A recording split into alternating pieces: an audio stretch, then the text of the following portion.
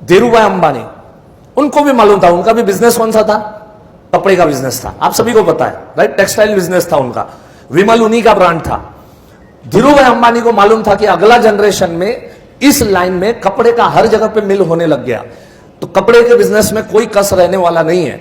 उन्होंने पूरा रिसर्च करके पेट्रोलियम इंडस्ट्री उन्होंने खड़ा किया और उन्होंने जामनगर में 80 किलोमीटर तक फैला हुआ प्रोजेक्ट, आज एशिया का नंबर 1 पेट्रोलियम रिफाइनरी, वर्ल्ड की 4th नंबर की रिफाइनरी उन्होंने इंडिया को दिया। और जान के आप लोगों को हैरानी होगी, आप में से कईयों को नहीं पता होगा, मुझे मालूम है जहां जहां सेमिनार में मैंने बात बताई किसी को पता नहीं होता है, जामनगर की 80 किलोमीटर में फैली हुई उस रिफाइनरी का फाइनेंस किसने किया था?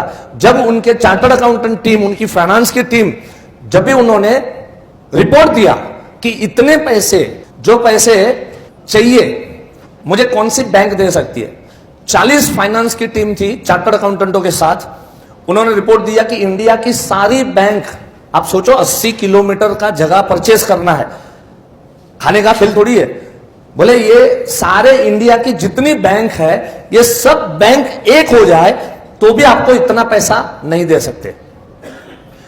उन्होंने बोला भैया कुछ भी करो लेकिन मुझे रिपोर्ट, सही रिपोर्ट दो, मुझे इतने पैसे चाहिए, ये प्रोजेक्ट मुझे इंडिया में लॉन्च करना है, ये पेट्रोलियम इंडस्ट्री मुझे खड़ी करनी है यहां पर। वो लोग वापिस आए 2-4 महीने के बाद रिपोर्ट लेके, और धीरू भाई अंबानी को उन्होंने बोला एक ऑर्गेनाइजेशन है जो ये काम कर सकती है और वो है वर्ल्ड बैंक फाइनेंस। ये वर्ल्ड बैंक जो है वो आपको फाइनेंस कर सकती है, लेकिन वर्ल्ड बैंक की कंडीशन रहेगी, सबसे पहली कंडीशन उनकी ये रहेगी कि हम पैसे तो दे देंगे आपको, आप बिजनेस भी कर लो, लेकिन ये प्रोजेक्ट आपके कंट्री में नहीं रहेगा, ये प्रोजेक्ट हमारी कंट्री में रहेगा।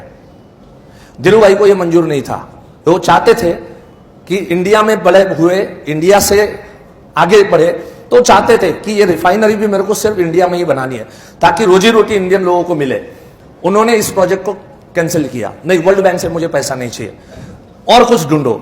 और 2-4 महीने के बाद रिपोर्ट लेके आए, इंडिया में एक ही ऑर्गेनाइजेशन ऐसी है जो इतना पैसा आपको दे सकती है, और वो है life insurance corporation of India.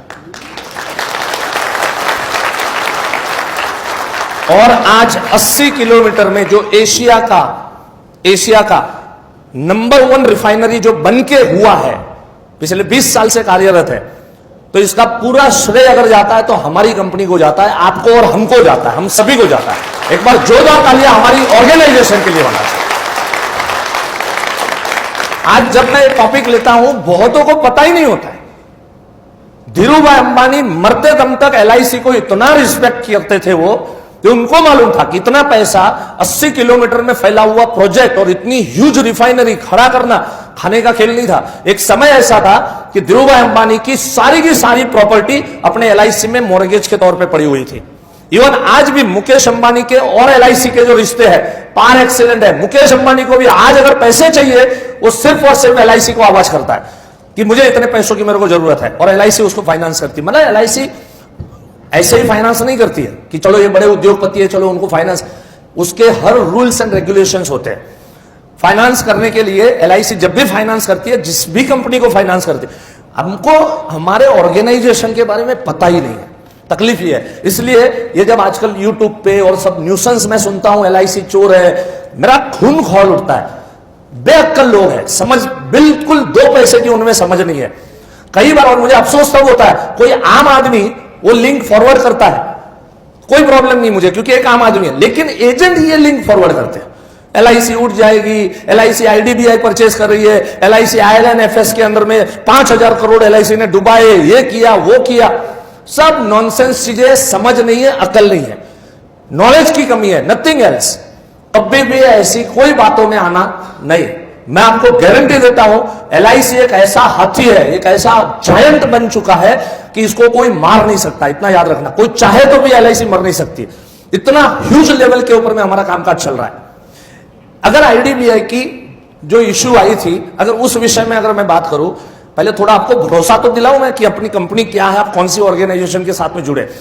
देखो, कोई अगर रिलायंस में काम करता है, आपके इधर इलाके में, आपके मेरठ के अंदर में, आप जिस भी शहर से यहां पर आए हो, बहुत सारे लोग आउट ऑफ टाउन से आए हुए हैं, तो जिस भी शहर से आप बिलोंग करते हो, आपके गांव का छोकरा मुंबई में कहीं कोई अच्छी बड़ी ऑर्गेनाइजेशन में काम कर रहा है, वो आता है, आप उसको पूछते हो बेटा कहां काम कर रहे हो, कैसे फक्र के साथ बोलता है ना, अंकल मैं इंफोसिस में लगा हूं, मैं अंकल मैं विप्रो में लगा हूं, अंकल मैं रिलायंस में लगा हूं, अंकल मैं टाटा ग्रुप ऑफ कंपनी में लगा। ये सब लोग ऐसे फक्र करते कि नहीं करते? हेलो, यस और नो?